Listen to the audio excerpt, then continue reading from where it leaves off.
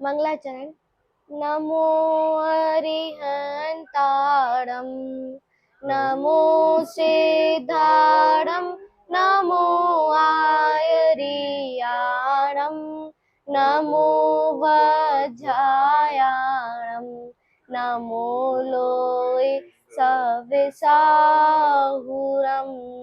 मंगलम भगवान वीरो, मंगलम गौतमो गणि, मंगलम कुंद कुंदाद्यो, जैन धर्मोस्तु मंगलम।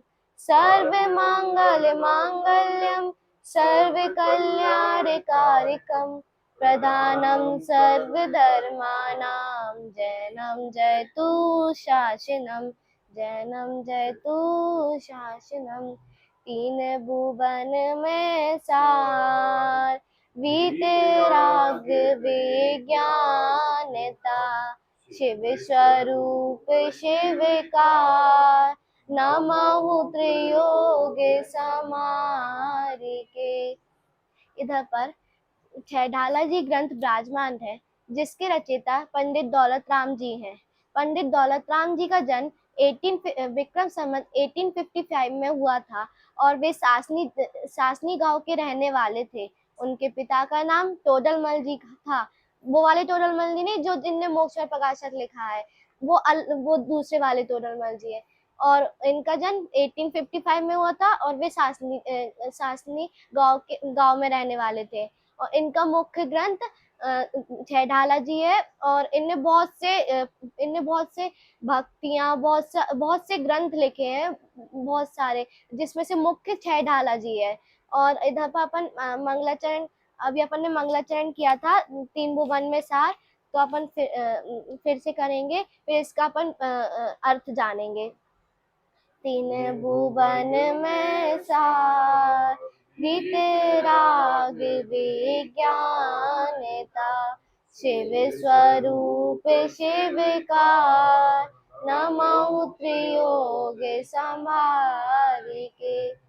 तो इधर पर वीतराग, वीतराग मतलब जिनका राग देश बीत गया हो, मतलब राग देश से रहित, और विज्ञानता मतलब केवल ज्ञान। हाँ, वीतरागता अर्थात राग देश से रहित और विज्ञान अर्थात केवल ज्ञान। और तीन भुवन में था मतलब जो ये तीनों लोग है ना, ऊर्ध्व लोग, मध्य लोग और अधोलोक, और सारा था उत्तम वस्तु। और शिव स्वरूप अर्थात आनंद आनंद आनंद स्वरूप, और आनंद स्वरूप केवल ज्ञान, और आनंद स्वरूप शिवकार मतलब मोक्ष प्राप्त करने वाला है। उसमें योग मतलब तीन योगों से, नमस्कार मतलब स्वाधान पूर्वक, नमो मतलब नमस्कार करता हूँ, अर्थात मैं अर्थात राग देश से रहित, केवल ज्ञान, ऊर्ध मध्य और अधोलोक, तीन लोकों में उत्तम आनंद रूप तथा मोक्ष दायक है। इसलिए मैं अपने त्रियोग अर्थात मन वचन काय द्वारा सावधान पूर्वक इस वीतराग स्वरूप केवल ज्ञान को नमस्कार करता हूँ। तो इधर पर मंगलाचरण करने के 5 कारण आते हैं। तो किसी को याद है मंगलाचरण करने के 5 कारण? कोई नहीं, मैं बताती हूँ। सबसे पहला ग्रंथ की निर्विघ्न समाप्ति के लिए, दूसरा पाप के नाश एवं पुण्य की प्राप्ति के लिए, और तीसरा कृतज्ञता ज्ञापन के लिए, और चौथा शिष्टाचार के पालन के लिए, और पांचवा नास्तिकता के परिहार के लिए। किसी को याद हुए?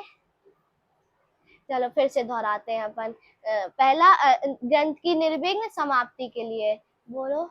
ग्रंथ की निर्विघ्न समाप्ति के लिए।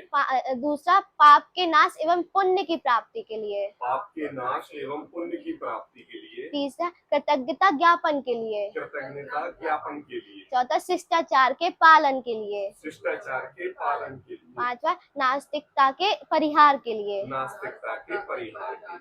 चलो अब अपन सर्वप्रथम अपन जानेंगे पहली ढाल का सार। तो पहली ढाल का सार है, तो पहली ढाल में कहा है कि इस संसार में कोई भी सुखदायी, मतलब ये संसार सुखदायी है ही नहीं। इधर इस संसार में दुख ही दुख भरा है। अपन को ये कर्म अपन को जकड़े रहते जब देखो। कर्म अपन को जब छोड़ते ही नहीं है, और अपन कभी ऐसा काम ही नहीं करते कि कर्म अपन को छोड़े। अपन जब देखो राग देश ये पांचों पाप करते रहते, कभी इनके लिए छोड़ते ही नहीं है, तो अपन को कर्म कभी छोड़ ही नहीं सकते। इसलिए ये संसार दुख भरा है, कभी सुखदाई है ही नहीं ये संसार। तो अब अपन पहले छंद का उच्चारण करेंगे।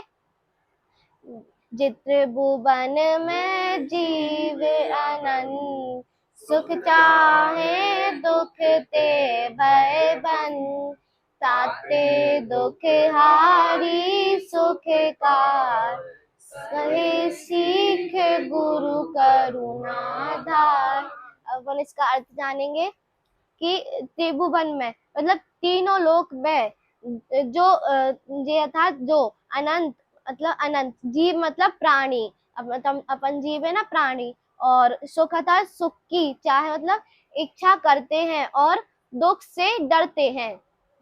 भयबंत तथा डरते हैं। ताते अर्थात इसलिए, और गुरु मतलब आचार्य, जो अपने गुरु है ना टीचर्स वगैरह, आचार्य, और करुणा अर्थात दया, धार अर्थात करके, दुखारी मतलब दुख का नाश करने वाली, दुख का नाश करने वाली, और सुखकार मतलब सुख को देने वाली, सीख अर्थात शिक्षा, और कहे मतलब कहते हैं।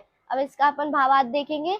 तीन लोक में जो अनंत जीव अर्थात प्राणी हैं, वे दुख से डरते हैं और सुख को चाहते हैं, इसलिए आचार्य दुख का नाश करने वाली तथा सुख देने वाली शिक्षा को देते हैं। मतलब इधर पर पंडित दौलत राम जी अपन को सीख दे रहे हैं कि अपन को ऐसे काम करना चाहिए कि जिससे दुख का नाश हो और सुख की प्राप्ति हो। अपन को अपनी मतलब अपन को स्वाध्याय करना चाहिए, अपने ये टाइम वेस्ट नहीं करना चाहिए। मतलब अपन बेफालतू में बैठे हैं, कुछ भी कर रहे हैं ऐसे हाथ मतलब कुछ भी करते रहते हैं, उससे पाप लगता है अपन को। मतलब पैर हिला रहे हैं, बैठे बैठे कुछ भी कर रहे हैं, इसलिए दौलत राम जी कह रहे हैं कि अपन को सुख को जानो, मतलब स्वाध्याय वगैरह करो, जिनवाड़ी को जानो, मंदिर जाओ, मंदिर में बैठ के स्वाध्याय करो, अपने आत्मा को जानो, ऐसी सीख दे रहे हैं।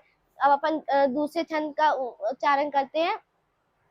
ताहि सुनो भवि मंदिर आन, जो चाहो अपनो कल्याण, मोह महा मद पियो अनादि, भूल आप को भर मत वादी। अब अपन इसका अर्थ देखते हैं। भवि अर्थात हे भव्य जीव। देखो राम जी अपन को कितने अच्छे से कह रहे, हे भव्य जीव, मतलब अपन इतने ज्यादा पुण्य के उसमें है कि अपन को दौलत राम जी कह रहे हे भव्य जीव, तुम मतलब इतने महान हो, भव्य जीव हो तुम, जब भी तुम ऐसा काम कर रहे हो। हाँ, जो अर्थात यदि अपनो मतलब अपना कल्याण मतलब हित, और चाहो अर्थात चाहते हो, तो ताही अर्थात गुरु की वह शिक्षा, मन मतलब मन को फिर मतलब स्थिर करो, एक जगह स्थिर करो। हाँ, अर्थात करके सुनो मतलब सुनो। हाँ, और अनादि अर्थात अनादि काल से, और मोह महामद मतलब मोह रूपी महामद्रा, मतलब जो अपन शराब वगैरह होती है, मोह रूपी महामद्रा है। अपन इतने मोह हो जाते हैं उसमें, इतना मोह कर लेते हैं कि पता ही नहीं चलता अपन क्या कर रहे हैं, कुछ भी नहीं पता चलता। फिर पायो अर्थात पीकर, आपको मतलब अपने आत्मा को, और भूल कर, बदी अर्थात व्यर्थ, भर मतलब भटकते ही रहते हैं अपन भावार्थ देते हैं। हे भद्र प्राणियों, यदि अपना हित चाहते हो तो अपने मन को स्थिर करके यह शिक्षा सुनो। मतलब कि हे जीवो, इतने तुम लोग इतने भाग्य से जिन शासन में आए हो, इतनी पुण्य के उदय से तुमने पिछले काल में कुछ अच्छा किया हो, जब तो तुम्हें जिन शासन मिला है इतना, और इतने अच्छे घर में जन्म लिए हो, तुम्हें कोई चीज की परेशानी नहीं है, कुछ भी नहीं है। तो जब भी तुम ऐसी काम कर रहे हो, तो पंडित दौलत राम जी कह रहे हैं कि अपना मन स्थिर करके एक जगह सुनो, तुम पहले मेरी शिक्षा को सुनो। फिर जिस प्रकार कोई शराबी मनुष्य तेज शराब पीकर नशे में चूर होकर इधर उधर डगमगाकर गिरता रहता है, इसी प्रकार यह जीव अनादि काल से मोह मोह में फंसकर अपनी आत्मा के स्वरूप को भूलकर चारों गति में जन्म मरण धारण करके भटकता ही रहता है। मतलब इधर पर पंडित दौलत राम जी उदाहरण दे रहे हैं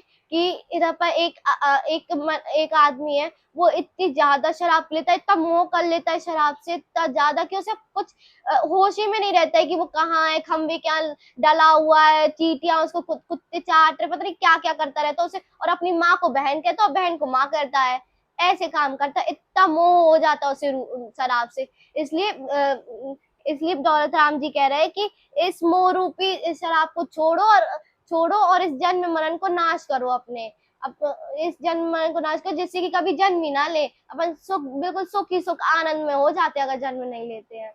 इसलिए इस मोह रूपी मुद्रा को छोड़ो। और इधर पे एक और उदाहरण देते हैं, जैसे एक माँ है, वो अपने बच्चे से इतना ज्यादा मोह कर लेती है कि उसे कुछ अन्य दिखाई ही नहीं देता है, उसका बच्चा रो रहा है, बस वो अपने बच्चे के पास रहती है, उसे कुछ दिखाई नहीं देता कि कोई क्या कर रहा है, कोई क्या कर रहा है, उसे कुछ भी नहीं दिखाई देता, वो इतना मोह करती है अपने बच्चे से। अपन तीसरी छंद का भावार्थ देखेंगे। ताही सुनो मन रमाने की नहीं हुआ। हाँ, ब्राह्मण की है बहु कथा, मैं कछु कहूँ कही मुनि था, काले अनंत निगोद मंजार, बीत्यो एक इंद्रिय तन धार। अपन इसका अर्थ देखेंगे। दास अर्थात इस संसार में भ्रमण की मतलब भटकने की कथा, मतलब जो अपन कहानी कथा सुनते हैं, कथा बहु मतलब बहुत बड़ी है, ये कथा बहुत बड़ी है। और यह मतलब यह पे मतलब तथापि यथार्थ जैसे मुनि पूर्वाचार ने कही अर्थात कही है। फिर कुछ थोड़ी सी कहू अर्थात कहते हैं। निगोद मंझार मतलब निगोद में, एक इंद्रिय मतलब एक इंद्रिय जीव के तन मतलब शरीर धर अर्थात धारण करके अनंत अर्थात अनंत काल काल अर्थात काल और बीत अर्थात व्याप्त हुआ है। अतः भावार्थ देखेंगे। संसार में जन्म मरण धारण करने की कथा बहुत बड़ी है। ये संसार में जन्म मरण करने की कथा बहुत बड़ी है कि अपन इधर से मर के उधर चले जाते, इधर से मर के उधर चले जाते, फिर जन्म लेते, फिर ये करते, फिर वो करते, फिर ये ऐसे काम करते तो फिर से मृत्यु हो जाती, फिर से जन्म लेते। मतलब ये जीव अनादि से जन्म मरण करके आ रहा, कभी उसने सोचा ही नहीं कि ये सब क्या हो रहा है। उसने कभी अपने आत्मा को देखा ही नहीं है, कभी आत्मा के बारे में सोचा ही नहीं। तो दौलत राम जी कह रहे हैं कि ये जन्म मरण की कथा तो बहुत बड़ी है, कभी बोल ही नहीं सकते इस कथा को। फिर तदापि जिस प्रकार पूर्वाचार्य ने अपने अन्य ग्रंथ में कही है तदानुसार मैं दौलत राम जी भी ग्रंथ में थोड़ी सी कहता हूँ।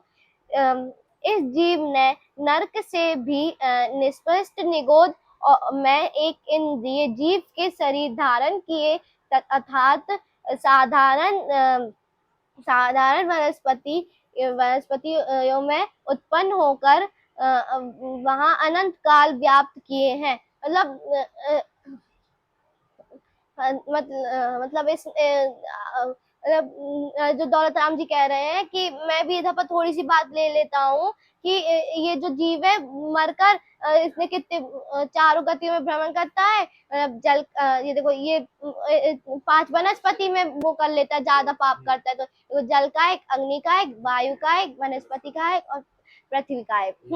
तो ये 5 ये वनस्पति वो हो जाते।